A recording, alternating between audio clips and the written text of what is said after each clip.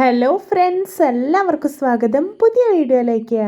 ഇന്ന് ഞാൻ വന്നിട്ടുള്ളത് വളരെ ഈസി ആയിട്ട് തയ്യാറാക്കാൻ പറ്റുന്ന ഒരു ഈവനിങ് സ്നാക്ക് റെസിപ്പി ആയിട്ടാണ്. നല്ല പഞ്ഞി പോലെ സോഫ്റ്റ് ആയിട്ടുള്ള പഴം ബോണ്ടയാണ് ഞാൻ ഇവിടെ ഉണ്ടാക്കാൻ പോകുന്നത്. അപ്പോൾ വീഡിയോ കണ്ടിട്ട് ഇഷ്ടപ്പെടുവാണെങ്കിൽ ലൈക്ക് ചെയ്യുക, ഷെയർ ചെയ്യുക, കമൻറ്റ് ചെയ്യുക, ചാനൽ സബ്സ്ക്രൈബ് ചെയ്യാനും മറക്കരുത്. അപ്പോൾ നമുക്ക് നേരെ വീഡിയോയിലോട്ട് പോവാം. ആദ്യം പഴം ബോണ്ടയ്ക്ക് വേണ്ടിയിട്ടുള്ള മാവ് റെഡിയാക്കി എടുക്കാം. അതിനായിട്ട് ഞാനിവിടെ ഒരു ഗ്ലാസ് മൈദ എടുത്തിട്ടുണ്ട്. അത് മിക്സിയുടെ ജാറിലേക്ക് ഇട്ട് കൊടുക്കാം. ഇനി ഇതിലോട്ട് മധുരത്തിന് ആവശ്യമായിട്ടുള്ള ശർക്കര ചേർത്ത് കൊടുക്കാം. ഞാനിവിടെ 2 അച്ച് ശർക്കര ഗ്രേറ്റ് ചെയ്തെടുത്തിട്ടുള്ളതാണ്. ഇനി ഇതിലോട്ട് അത്യാവശ്യം വലുപ്പമുള്ള ഒരു നേന്ത്രപ്പഴം കട്ട് ചെയ്ത് ഇട്ട് കൊടുക്കാം. ഇനി നല്ലൊരു ഫ്ലേവറിന് വേണ്ടിയിട്ട് ഒരു 4 ഏലയ്ക്ക് തൊലി കളഞ്ഞിട്ട് കൊടുക്കുന്നുണ്ട്. ഇനി ഇതിലോട്ട് ഒരു 1/4 ഗ്ലാസ് വെള്ളം ഒഴിച്ചിട്ട് നല്ല സ്മൂത്ത് ആയിട്ടൊന്ന് അരച്ചെടുത്ത് വരാം. ഇപ്പോഴത്തെ നല്ല സ്മൂത്ത് ആയതിനെ അരച്ചെടുത്തിട്ടുണ്ട്, കണ്ടോ. ഇനി നമുക്കിതൊരു ബൗളിലേക്ക് മാറ്റി കൊടുക്കാം. വെള്ളം ഒഴിക്കുമ്പോൾ പ്രത്യേകം ശ്രദ്ധിക്കുക, കൂടി പോകരുത്. ഈ ഒരു ബാറ്ററിൻ്റെ കൺസിസ്റ്റൻസി എന്ന് പറയുന്നത് അത്യാവശ്യം ടൈറ്റ് ആയിട്ട് തന്നെ ഇരിക്കണം, ലൂസായി പോകരുത്. ബാറ്റർ ലൂസായി പോവുകയാണെങ്കിൽ നമ്മുടെ പഴം ബോണ്ട നന്നായിട്ട് എണ്ണ കുടിച്ചിട്ട് അലിഞ്ഞ പോലെ ഇരിക്കും, നല്ല പെർഫെക്റ്റ് ആയിട്ട് കിട്ടില്ല. ഇനി ഇതിലോട്ടൊരു 1/2 ടീസ്പൂൺ എള്ളിട്ട് കൊടുക്കുന്നുണ്ട്. എന്നിട്ടൊന്ന് മിക്സ് ചെയ്തെടുക്കാം. ഇപ്പോഴത്തെ നമ്മുടെ ബാറ്റർ നന്നായിട്ട് മിക്സ് ചെയ്തെടുത്തിട്ടുണ്ട്. ഇനി ഇതൊരു 1/2 അവർ റെസ്റ്റ് ചെയ്യാൻ വേണ്ടിയിട്ട് അടച്ചു വയ്ക്കാം. 1/2 അവറിന് ശേഷം മാവ് നോക്കിയാൽ കുറച്ചുകൂടി ഒന്ന് തിക്കായി വന്നിട്ടുണ്ട്. അപ്പോൾ ഈ ഒരു പാകമാണ് കേട്ടോ വേണ്ടത്, കണ്ടോ. ഇനി നമുക്ക് പെട്ടെന്ന് തന്നെ പഴം ബോണ്ട ഉണ്ടാക്കിയെടുക്കാം.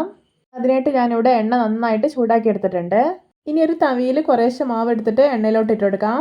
ഒരു മീഡിയം ഫ്ലെയിമിൽ വെച്ചിട്ട് വേണം മാവ് എണ്ണയിലോട്ട് ഇട്ട് കൊടുക്കാനായിട്ട്, അല്ലെങ്കിൽ പെട്ടെന്ന് തന്നെ കരിഞ്ഞു പോകും.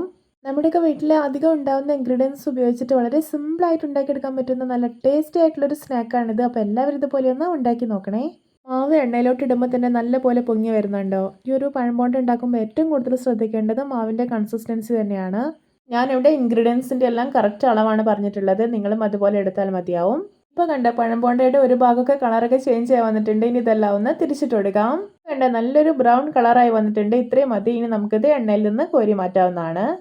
ഇത് നമ്മുടെ രുചികരമായിട്ടുള്ള പഴം ബോണ്ട റെഡി. നോക്കിയാൽ കാണാൻ തന്നെ എന്തൊരു ഭംഗിയാണല്ലേ. കാണുന്ന പോലെ തന്നെയാണ്, കഴിക്കാനും സൂപ്പർ ടേസ്റ്റിയാണ്. ഇതുപോലെ നമുക്ക് മറ്റുള്ള എല്ലാ പഴം ബോണ്ടയും റെഡിയാക്കി എടുക്കാം. അപ്പോൾ എത്ര സിമ്പിളായിട്ടാണ് നമ്മൾ ഈ ഒരു സ്വീറ്റ് സ്നാക്ക് റെഡിയാക്കി എടുത്തിട്ടുള്ളതല്ലേ. ഇപ്പോഴത്തെ നമ്മുടെ സെക്കൻഡ് ബാച്ചിലുള്ള പഴം ബോണ്ടയും നല്ല പെർഫെക്റ്റ് ആയിട്ട് തന്നെ റെഡി ആയി കിട്ടിയിട്ടുണ്ട്. കളറൊക്കെ ചേഞ്ച് ആയി വന്നിട്ടുണ്ടോ. അപ്പോൾ ഇത്രയും മതി. ഇനി നമുക്കിത് എണ്ണയിൽ നിന്ന് കോരി മാറ്റാം.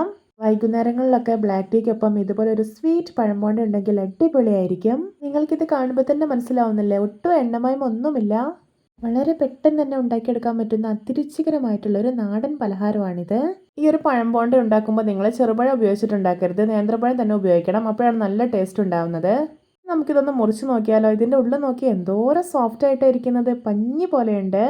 ഈ ഒരു സ്നാക്ക് എത്ര സമയം ഇരുന്നാലും നല്ല സോഫ്റ്റ് ആയിട്ട് തന്നെ ഇരിക്കും കേട്ടോ. അപ്പോൾ എല്ലാവർക്കും എൻ്റെ രുചികരമായിട്ടുള്ള പഴം ബോണ്ട റെസിപ്പി ഇഷ്ടപ്പെട്ടെന്ന് വിചാരിക്കുന്നു. ഇഷ്ടപ്പെട്ട ചാനൽ സബ്സ്ക്രൈബ് ചെയ്യുക, സപ്പോർട്ട് ചെയ്യുക. അപ്പോൾ ഇതുപോലെയുള്ള വെറൈറ്റി വീഡിയോകളായി നമുക്ക് വീണ്ടും കണ്ടുമുട്ടാം. Okay, bye bye.